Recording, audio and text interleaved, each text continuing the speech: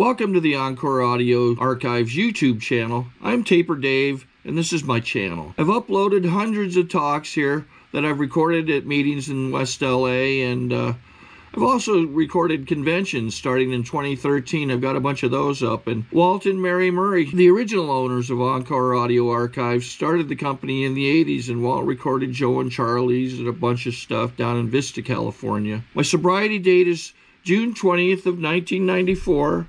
I hope you find something you like, so please like and subscribe to my channel and comment down below. If you want to hear something that I don't have or that you don't see, I'll see that I get it. Anyways, take care and have a great day if you want to. Thank you. I'm Christopher, an alcoholic. Hi, Christopher. Thank you, Faith, for asking me to speak. It's nice to be here. I've just been traveling around. I was up in Vermont. Decided it was time to go to college. I got a 16-month-old child, and I thought, I can't very well use the imperial finger and tell her what to do, so you taught me here to be a program of attraction rather than promotion, so I thought, well, I should probably go to college if I'm going to tell her that education is an important thing. And I found this wonderful college in Vermont. You go there for 10 days every 6 months. That sounds like a good deal.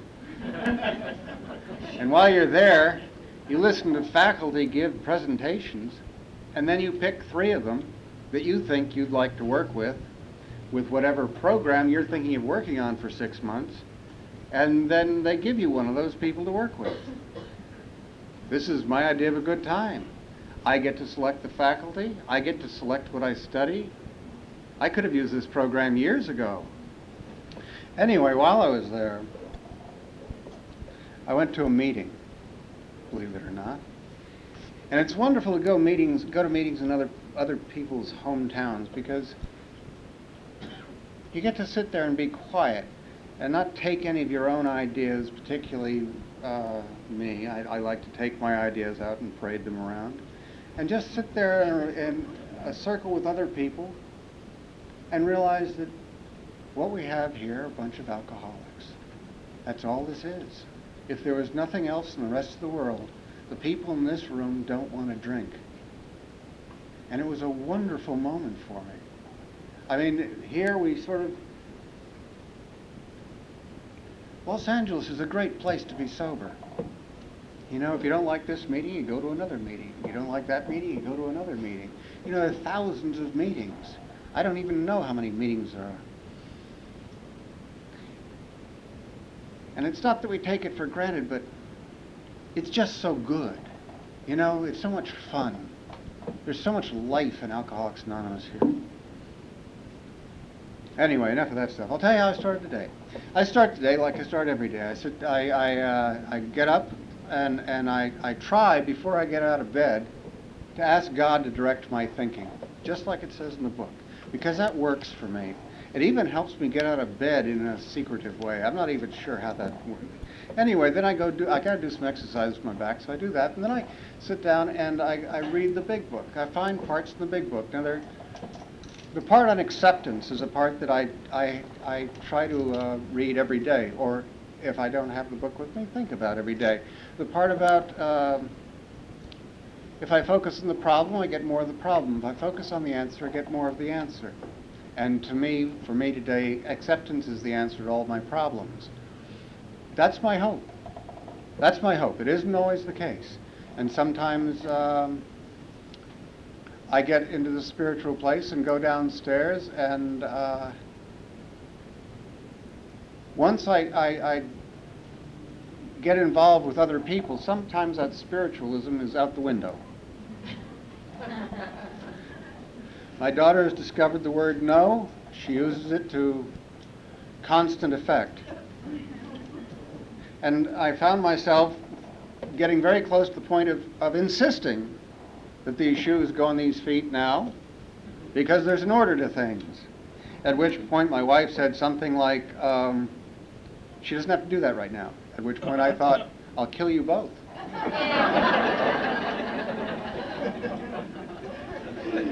Upstairs, I was being spiritual, thinking about acceptance.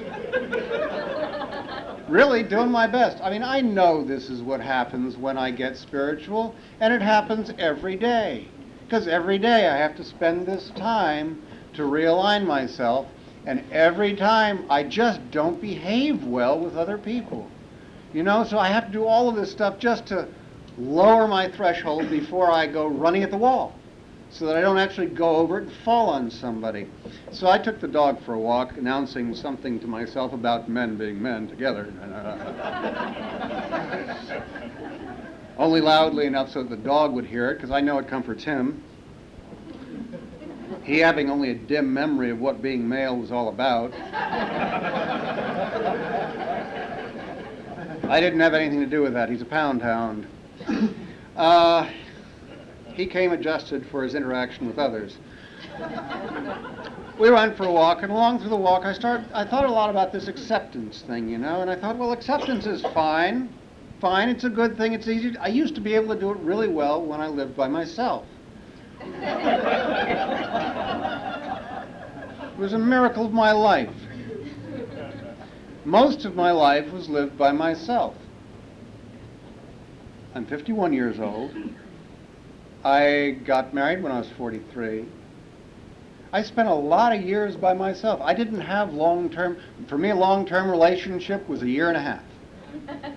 And generally at a year, you know you've got 6 months of turmoil before you can get out of it.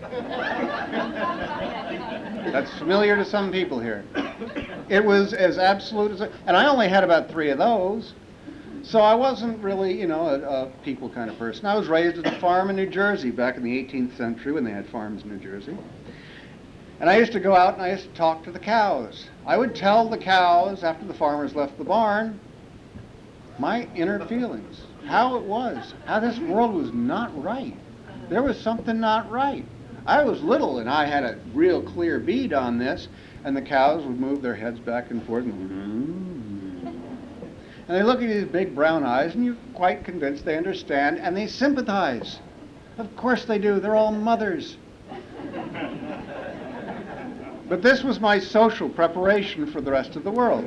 This was where I took my comfort. So when I came to dealing with you, now, a friend of mine points out to me that we have 3 relationships. We have a relationship with ourselves, relationship with other people, relationship with God. There's just nothing else. You know, that's it. So my relationship with myself was always pretty good because it was in my own mind and required no actions. How I thought about myself was I could do anything with reality to come out okay. Whether I wake up in jail, whether I wake up in a straitjacket, I was able to do these things because I woke up in jails and I woke up in straitjackets. But I could reconfigure reality so that when you're in the straitjacket, it becomes clear that they're the crazy ones. And it's not a big jump. You watch them behave and you realize that being in a straitjacket is a safe place. Soon to be safer. So being with cows, being with the straitjackets, and my people's skills were infirmed. I was left to my own devices mostly in how I thought about myself. And a relationship with God, I really couldn't say. I was raised a Catholic. I was cursed out of a confessional by a priest. Said, if you don't know your goddamn confessional, get the hell out of here. And he was driving a Mercedes, and I thought, if I'm in trouble, he's in real trouble because he's not supposed to do stuff like that. I was an altar boy, and when the Mass was in Latin, I wondered when I was supposed to have learned Latin. You know, they talk about shooting down the birth canal, missing the manual, arriving here, manualless. Absolutely no clue how it is that you people are getting through this world. Well, not you people, but those people. How they're getting through the world, I didn't know. And they kept screwing me up because I'd be sitting next to a person who's a heavy drinker. And in the book it talks about 3 kinds, the moderate, the heavy, and the alcoholic. And the heavy drinker is the one that nearly killed me. Because he's sitting next to me and he's doing everything that I'm doing, it seems. And at the last minute, he pulls out and has a life. I'm going into the dirt, time after time, wondering, I can't figure out what this extra thing is that keeps him from going into the dirt. So I keep trying to figure it out. I keep doing the same thing, figuring that I'm somehow going to accidentally slip into that, this is how it works. And it didn't happen. It never happened. I was playing around with a guy named Crazy Peter. Now, Crazy Peter was truly crazy. He'd gotten written up for stuff with Muskie on the campaign trail, got written up by Hunter Thompson, ran with the Angels up in Oakland. Peter was one crazy son of a bitch. And when I was running around with Peter, I was getting arrested for drunk and disorderly, and he wasn't. He was like the last stop before the heavy drinker was an alcoholic. But even Crazy Peter was pulling out. And I was going in. One time a group of bar owners in Washington got together and they said the one thing they hoped never happened was that Crazy Peter, Cousin Brucey, and Christopher Pitney got drunk equally badly on the same night. And I thought, Bruce and Peter are crazy. They're dangerous people. I'm not dangerous. I'm just, well, the truth is I'm just stupid. But my stupidity was based in fear, and I carried 3 knives on me at all times. When I was 25, I quit drinking for a year. Because the doctor was putting my hand in a cast, I hit walls. I didn't hit people. You know, I just hit walls. I knew that eventually I'd get clear that it was my fault, so I'd start with pain.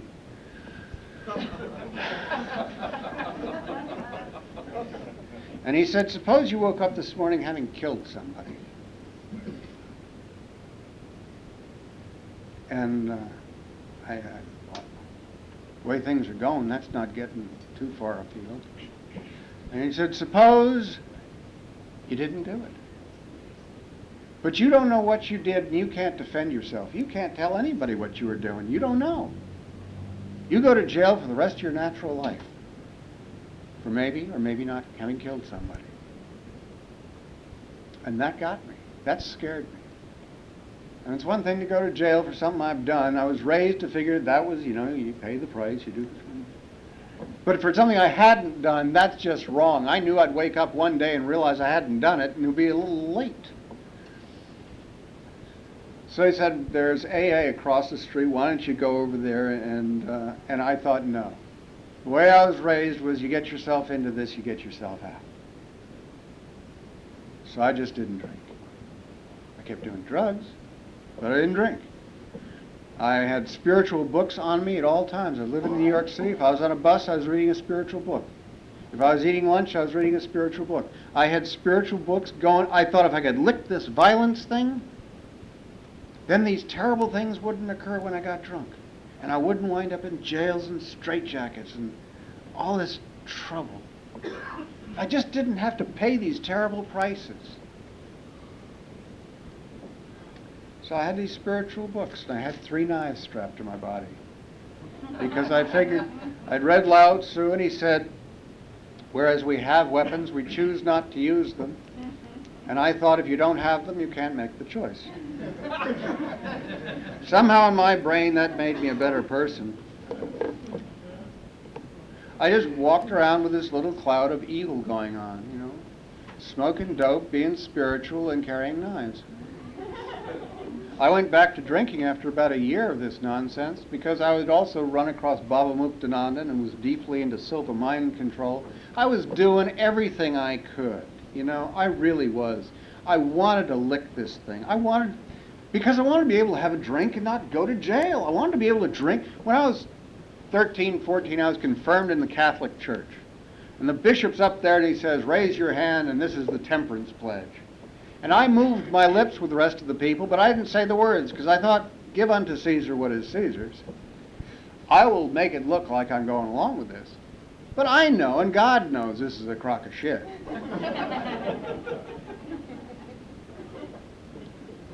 So I figured, you know, there's got to be fair here. People told me I couldn't drink. But I thought, you don't understand. I mean, it's only 4 to 6 times a year that this stuff happens. And if it happened last night, it probably won't happen tonight. The allergy of the body is, I put the stuff in my system, I got to have more stuff.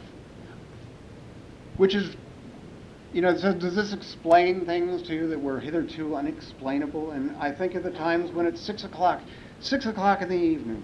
I've been in the bar since 11 in the morning. I'm filled to the back of my throat with liquid. I don't even want to swallow my own spit anymore, I'm so filled up. And I stay there till 2 o'clock in the morning.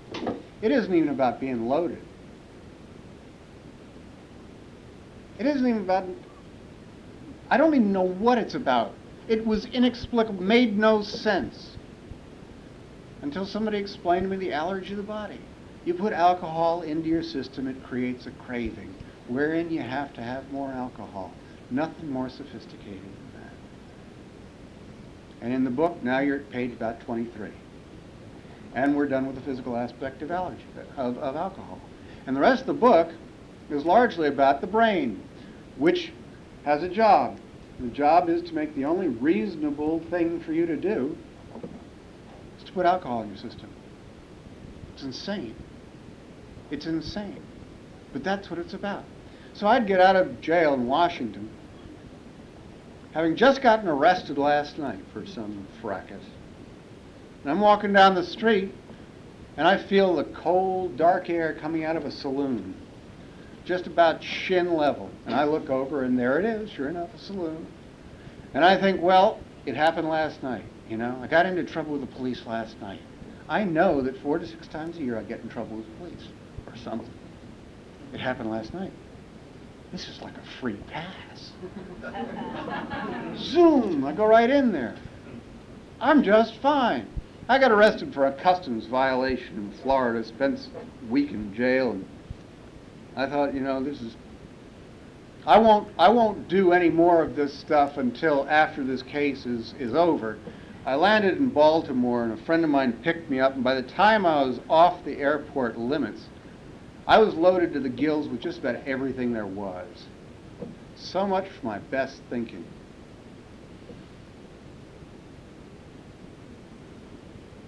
When I was 30-something, 30 or something, I was living out here in a house with no heat, on a mattress on the floor, underneath a sleeping bag, and rolling off the floor in the morning to try and get out from underneath this thing that was pressing down on me. This sense, when I heard the phrase pitiful and incomprehensible demoralization,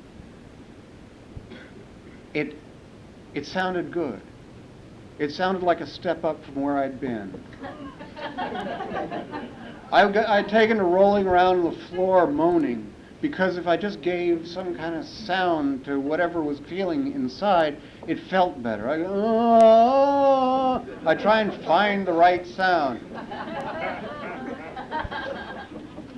When Paul said he got here desperate, yeah, what was the choice? Eventually, I remembered that my mother had something to do with Alcoholics Anonymous.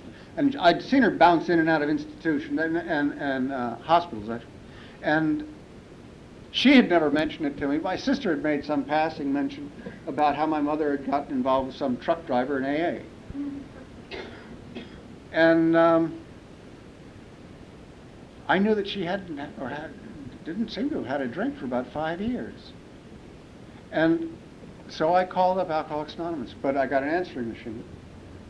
So I went about my business, and when I came back at about 4 o'clock in the afternoon, there was a message for me that a guy named Bob called. And I was, I'd forgotten, I didn't know Bob.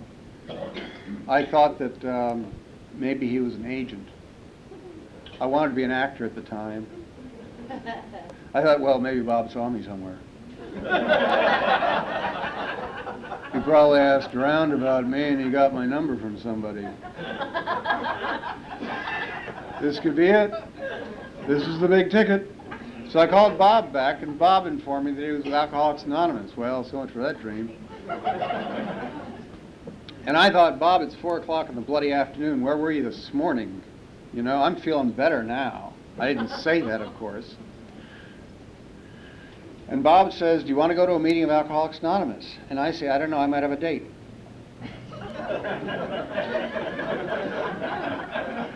And when I told that to him, I remember I could see the picture in my brain.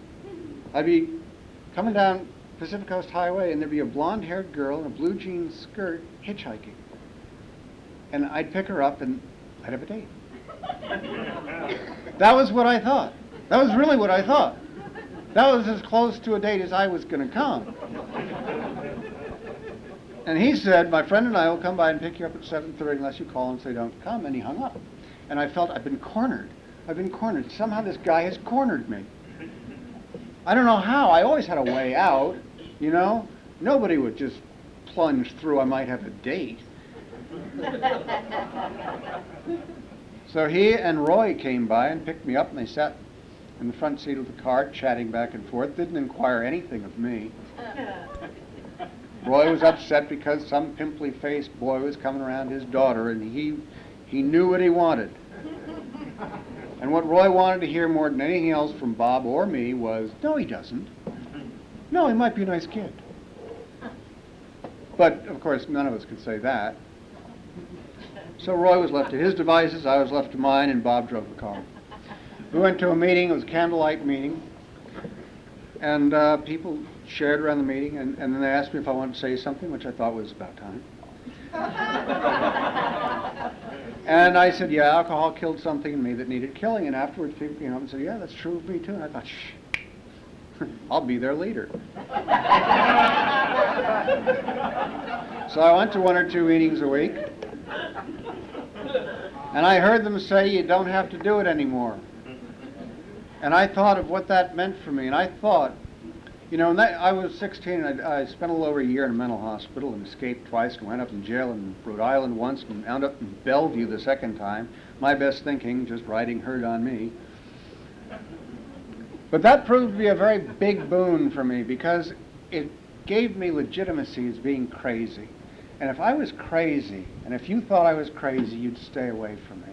And if you stayed away from me, I didn't have to worry about you finding out there was nothing going on. I could have all the images I wanted in my mind if you stayed away from me. If I didn't actually talk to you, I could think that you were thinking anything I wanted you to think. If I was crazy. So I just did crazy shit all the time. I did stuff I didn't want to do. I did stuff that scared me to death to do. But if I didn't do it, I knew somebody who was really crazy was going to be out there going, hey, what about out here?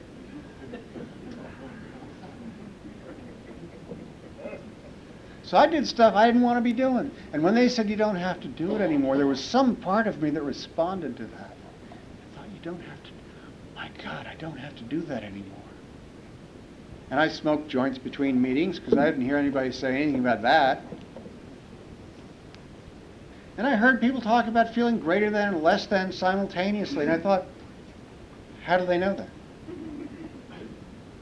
They've been watching me think. They've been sitting around where I live watching me think. They've been in the bushes. I've never heard anybody talk about that. I've never heard anybody else talk about that. I never talked about it with anybody. And part of my brain thought, that's crazy. That's just silly. And the other part of my brain said, but why'd they choose me? How do they get the time off from work?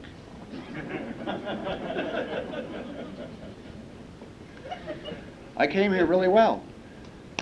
I eventually went back to drinking because, believe it or not, 1 or 2 meetings a week just isn't quite enough. I went back to drinking, and about a year later, I came back to Alcoholics Anonymous. I walked into the place where I lived, and I thought, I'd been drinking all day, and I haven't been able to get any relief whatsoever. The relief was gone. You know? A week before, I'd said to a friend of mine, John, nothing interests me anymore. I always thought that my imagination was boundless. I always thought that there was always something interesting. Nothing interested me anymore. I said, somebody could give me $1 million and it wouldn't matter. It just doesn't matter anymore. I just buy bigger toys. I knew it was gone. The game was gone completely. I came to Alcoholics Anonymous the second time, not because of the depression anymore, not because of the elation certainly, but because of the gray, because I was dying in the sameness. It was the same all the time. No relief. That last day, no relief. I went to a place where I knew there were going to be drugs. There were no drugs. I drove up the 405, opening my car door, knocking over cones, going, "Stop me!" I got back to my apartment, didn't even. If I had a gun in the apartment, I wouldn't have taken the keys out of the door. Just would have gone right to it, and I couldn't take it anymore. There was no help. There was no hope. I could no longer stay on the planet drunk or sober. I just couldn't. Just couldn't. It was all gone. So I thought, what do I do now? And I thought, well, I could try that AA thing again. So I picked a meeting nearby, somebody I knew had some drugs, because I figured after the meeting I'd score some drugs, at least take, the heat off of it. And at that meeting I ran across a guy who said, "Do you do anything else?" And I said, "Well, I do some recreational drugs." And he said, "You might as well give them all up now or you'll never know the difference." And that for me was the first promise of Alcoholics Anonymous, was that there was a difference. I needed to know that. And he started marking meetings in the book. And he said, "Why don't you go to 90 meetings in 90 days? And I thought, like I've got another idea? I said, yeah. And I called. I went to meetings after meetings after meetings. I didn't know what else to do. They told me if you don't want to go to a meeting, you have to go to a meeting. If you don't feel like going to a meeting, you have to go to a meeting. Yeah. So I remember distinctly one Monday night, I was going to sit down, have a social evening with myself, and watch Monday Night Football. I was just taking off my shoes and really looking forward to it. And I thought, yeah, I don't feel. Oh, shit. Why did I have to think about it in those words? Couldn't I just thought some other words? I only didn't get to the end of the sentence. I couldn't get to I don't feel like going to a meeting. I had to feel. And I had to put the shoes and socks back on and go to a meeting because I just hadn't any other ideas.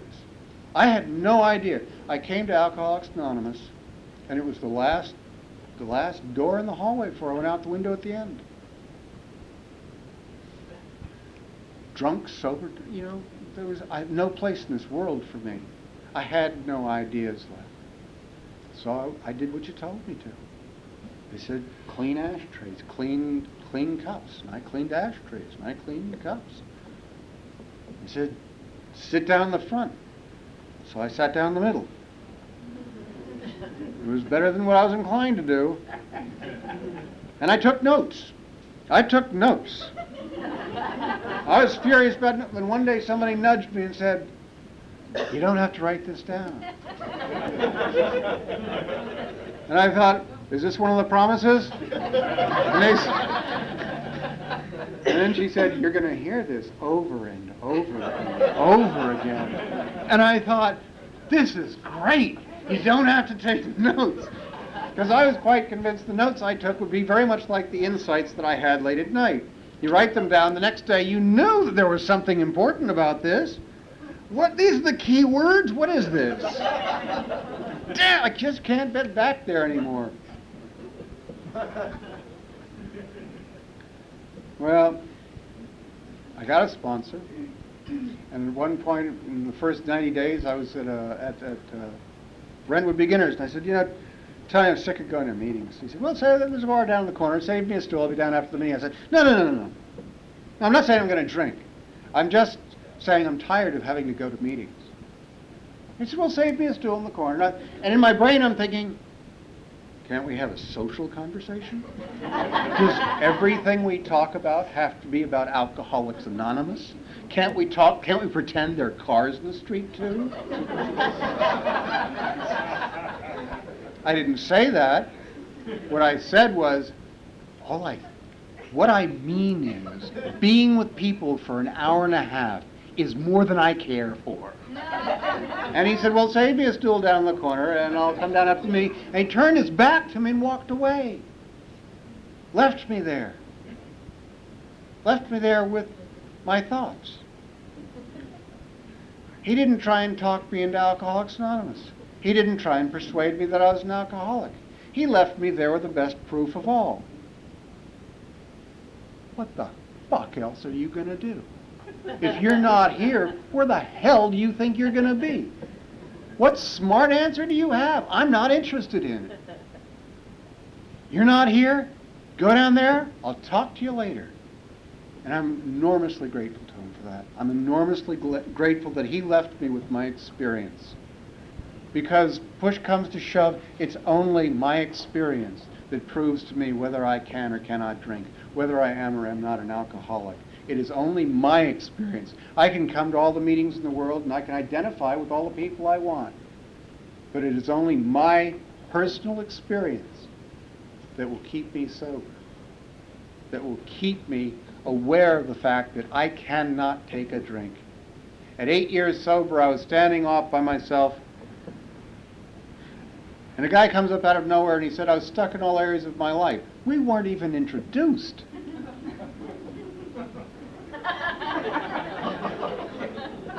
And he said, and I started doing this work and things started breaking free. And I started thinking, where were you at 5 years? At 5 years, for a period of about 8 months, every day it took me a half an hour just to get to zero. Just to find some phrase in some spiritual book or some book anywhere that I knew I could remember throughout the day just to start me up. You know, they talk about clinical depression. Wee-ha, yippee, you know. 8 months of this crawling, scrambling out of the primordial ooze just to get to zero. And at one point I was thinking, looking around my neighbors thinking, they don't have to do this. I have to do all of this work just to get to zero in the morning.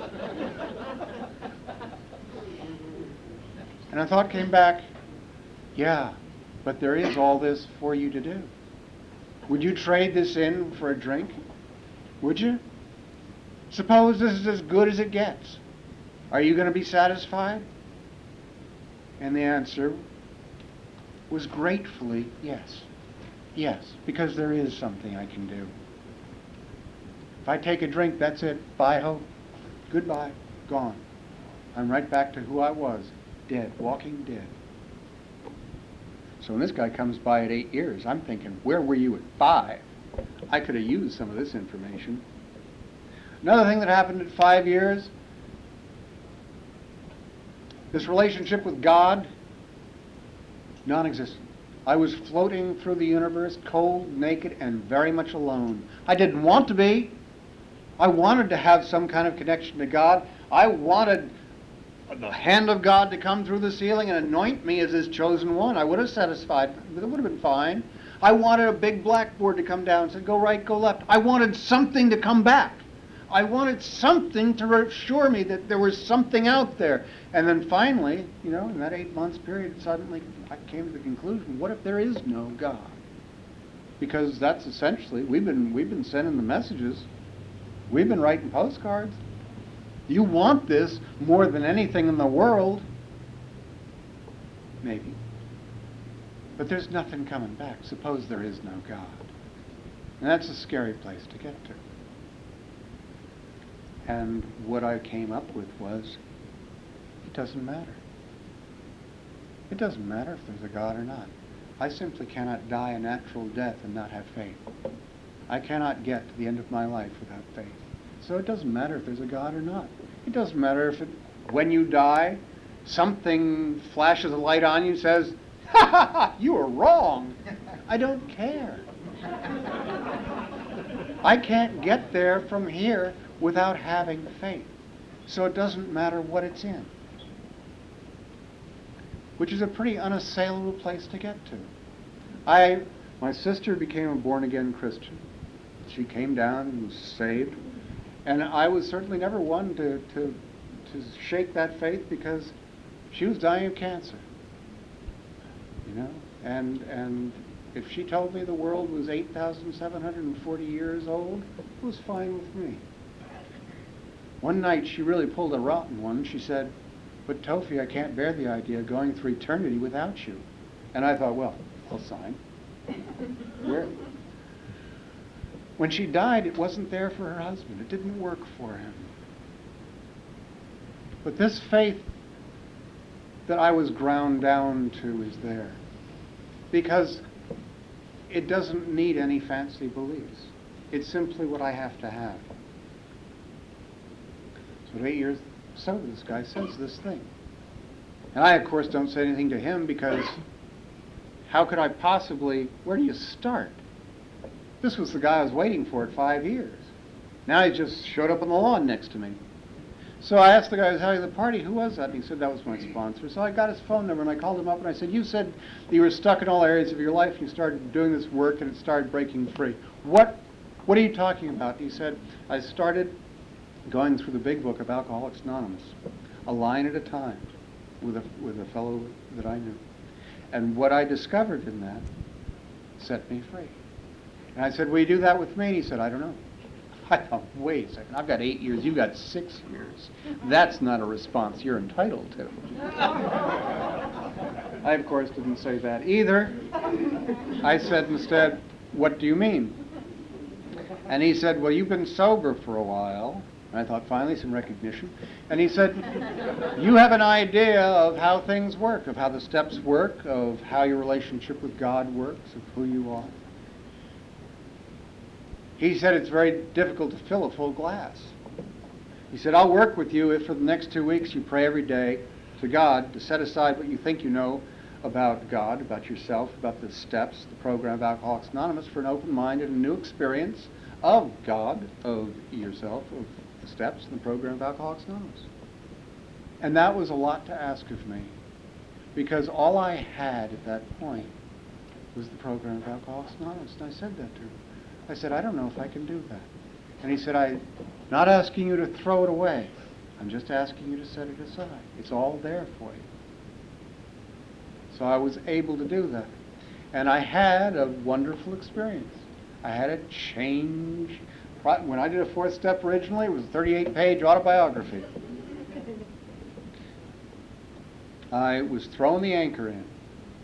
And what I learned from going through that is the way it's outlined in the book is a beautiful thing. I now know who it is, what they've done, and how it makes me feel. And when I turn the page, I know what my part in it is. Tra-la, tra-la, tra-la. If I don't turn the page, I know who it is, what they've done, and how I feel about it, and that's just therapy. You can pay the $100 and come back next week for that. Who it was, what they did, and how you feel about it. Once I know what my part in it, once I start seeing what manifestations of self stand between me and God. I have a concept of God loosely based on the Big Bang theory of the universe. Stuff exploded out, became particles, particles joined up to create molecules. Essentially, everything that we are, everything that is made from these original particles, these original atoms. Nobody added any atoms halfway through the evolution of the universe. Original atoms. What I see with, what I think with, all of this is original atoms. Cool stuff. You die, the atoms don't go anywhere. They're still in the universe. So what this means is all of me is of the universe, but I am not all the universe. That's cool. So that when I come up with manifestations of self, selfishness, self-centeredness, self-seeking, self-delusion, self-pity, dishonesty, fear, resentment. Well, I put up these screens and say that if only the world was like that, I could be happy. What I'm doing is I'm putting that screen between me and the way the universe is unfolding anyway. I'm saying I'm putting myself in conflict with the unfolding of the universe. If that was all there was to it, then you could say that this microphone and I are the same thing, that me and a rock are the same thing. But I do believe that human beings are different. I think human beings have two remarkable qualities. One is the quality of wonder, and one is the quality of creativity. Creating things that haven't been. And we also have a conscience. We have something innate in us that knows the difference. And with those three things, I think they reflect a concept of soul. And I think this is the part of us that knows God. And when we clear away our manifestations of self sufficiently so that we can feel that, we can have that intuitive feeling of God, because it's always there. We just have to clear away the things that stand between us and it. And the things that stand between it are manifestations of self. And what are manifestations of self but I am God? I am creating the world. It has to be like this. And what is the frustration of that? It's always in conflict with the way the world is, because we're just not big enough to be God.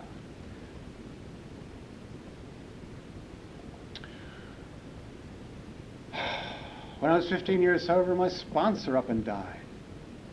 Donald Madden. He just was a...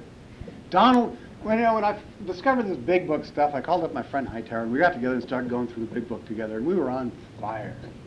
You know, on fire. Yeah, this is cool stuff. And we were getting this on Donald, and Donald one day said, you know, boys, before there was a big book of Alcoholics Anonymous, there was one drunk talking to another. And when Paul talks about H and I, it was Donald. When I went to Donald, when I was about 2 years sober, after flying blind for a while, he said, if you want what I've got, you got to do what I did to get it. And one of the things he wanted me to do was get involved with H and I.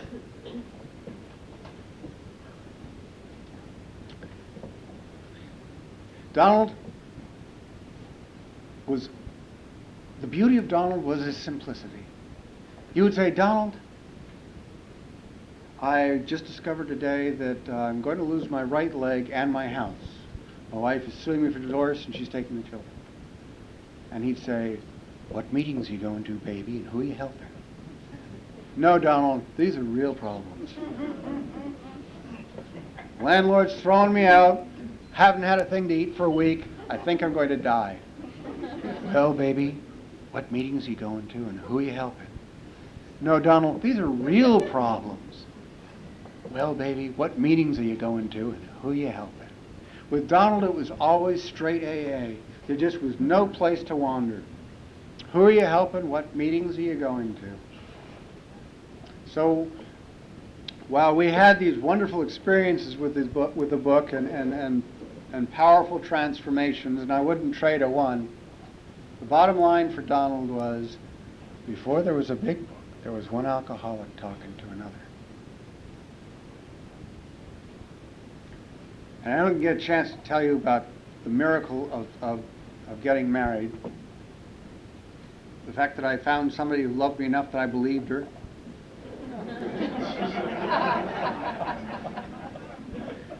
And I try not to corrode that on a daily basis. And of having a daughter, of getting to participate, in this life thing, in this replication process, on purpose and all. It's a wonderful thing, you know. Kate makes me want to be somebody more than I am. Not that I have to be, but that I want to be. I want to be an example for her. And when I think about what that means to me, it transforms me, because I never wanted to be an example for anybody. I never cared what you really thought. I really didn't. Because I had ways of dismissing you. I didn't need you. I'd never needed you. And now I have someone in my life that's there, and it's just makes me want to be better for it.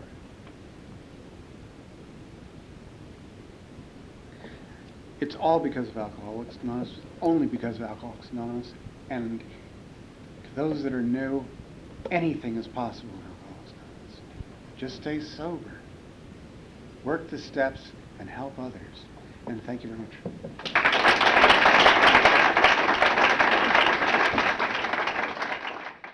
Sorry to interrupt your viewing. Taper Dave here. Just wanted to take a second to ask you to like and subscribe to my channel. Let me know if you like what you're listening. I've got some very good talks here, and this one's a great one. Just curious, do you think this is better than Zoom? Tell me what you think. Okay, this is how I prepare my drone for launching. I like to do it inside the cab of my truck so I'm not standing outside in the weather.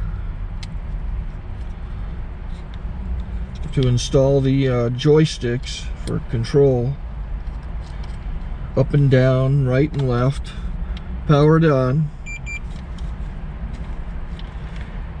I have an Android phone that I use to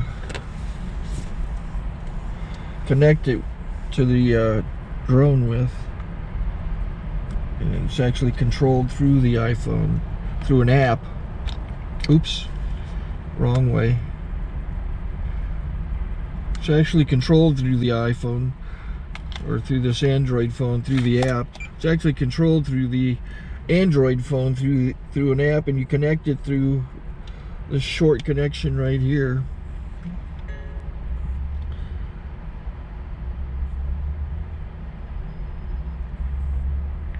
Remote control connected. Remote control's connected.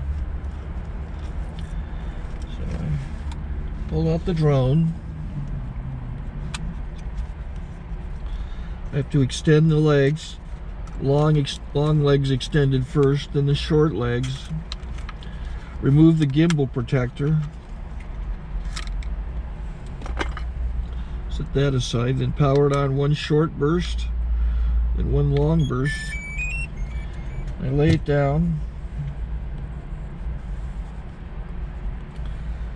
So I have to go to calibrate. So the drone's not connected yet. It shows you here as this drone gets disconnected, even though the remote's powered on. So the drone has to establish it's connected.